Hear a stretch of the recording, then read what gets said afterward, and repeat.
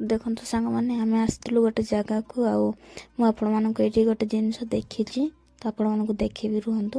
ଆପଣମାନେ ଯଦି ଜାଣିଥିବେ ୟାର ନାଁ ଆପଣମାନେ ନିଶ୍ଚିନ୍ତ କମେଣ୍ଟରେ ଜଣାଇବେ ଆଉ କେଉଁମାନେ ଖାଇଛନ୍ତି ଏଇ ଫଳଟା ମୋତେ ନିଶ୍ଚିନ୍ତ କମେଣ୍ଟରେ ଜଣାଇବେ ଆଉ ଆପଣଙ୍କ ସିଆଡ଼େ କ'ଣ କୁହନ୍ତି ଏଇ ଫଳଟାକୁ। ଦେଖନ୍ତୁ ଏଠି କେତେ ପଡ଼ିଛି ଆଉ ପାଚି ବି ଯାଇଛି କେତେ ସୁନ୍ଦର ତ ମୋତେ ବହୁତ ହି ଭଲ ଲାଗେ। କାହାକୁ କାହାକୁ ଭଲ ଲାଗେ ନିଶ୍ଚିନ୍ତ କମେଣ୍ଟରେ ଜଣାଇବେ। ଆଉ ଦେଖନ୍ତୁ ଏଇଠି କେତେ ବଡ଼ ଗଛଟା ହେଇଛି ସବୁ ପାଚିକି ପଡ଼ିଯାଉଛି କେତେ। ତ ଆପଣଙ୍କ ସିଆଡ଼େ ଏଇଟାକୁ କେଉଁ ନାଁରେ କୁହନ୍ତି ନିଶ୍ଚିନ୍ତ ଜଣାଇବେ। ଆଉ ୟା ପତ୍ରରୁ କ'ଣ ହୁଏ ଦେଖନ୍ତୁ ଏଠି କେତେ ସୁନ୍ଦର ଦିଶୁଛି ଆଉ ପୁରା ପାଚିକି ପୁରା ହଳଦିଆ ହେଇଯାଇଛି ଦେଖନ୍ତୁ କେତେ ସୁନ୍ଦର। ଆଉ ଆପଣମାନେ ଯଦି ଖାଇବେ ମୋତେ ନିଶ୍ଚିନ୍ତ କମେଣ୍ଟରେ ଜଣାଇବେ, ମୁଁ ପଠାଇଦେବି। ଏଇଟାକୁ ଦେଖନ୍ତୁ ଆମର ଇଆଡ଼େ କେନ୍ଦୁ କୁହନ୍ତି। ଆଉ ଏଇଠି ମୋ ଝିଅ କାନ୍ଦୁଛି ତା ବାପା ତା କେନ୍ଦୁରେ ପକେଇଦେଲା କହିକି।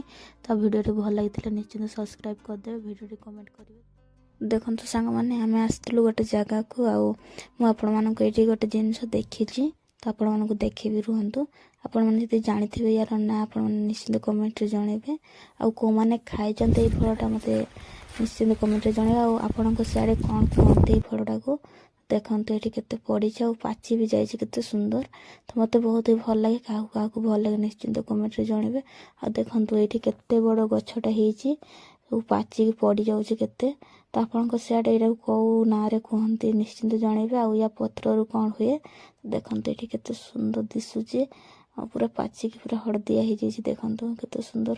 ଆଉ ଆପଣମାନେ ଯଦି ଖାଇବେ ମୋତେ ନିଶ୍ଚିନ୍ତ କମେଣ୍ଟରେ ଜଣାଇବେ, ମୁଁ ପଠାଇଦେବି। ଏଇଟାକୁ ଦେଖନ୍ତୁ ଆମର ଇଆଡ଼େ କେନ୍ଦୁ କୁହନ୍ତି। ଆଉ ଏଇଠି ମୋ ଝିଅ କାନ୍ଦୁଛି ତା ବାପା ତା କେନ୍ଦୁରେ ପକେଇଦେଲା କହିକି। ତ ଭିଡ଼ିଓଟି ଭଲ ଲାଗିଥିଲେ ନିଶ୍ଚିନ୍ତ ସବସ୍କ୍ରାଇବ୍ କରିଦେବେ, ଭିଡ଼ିଓଟି କମେଣ୍ଟ କରିବେ।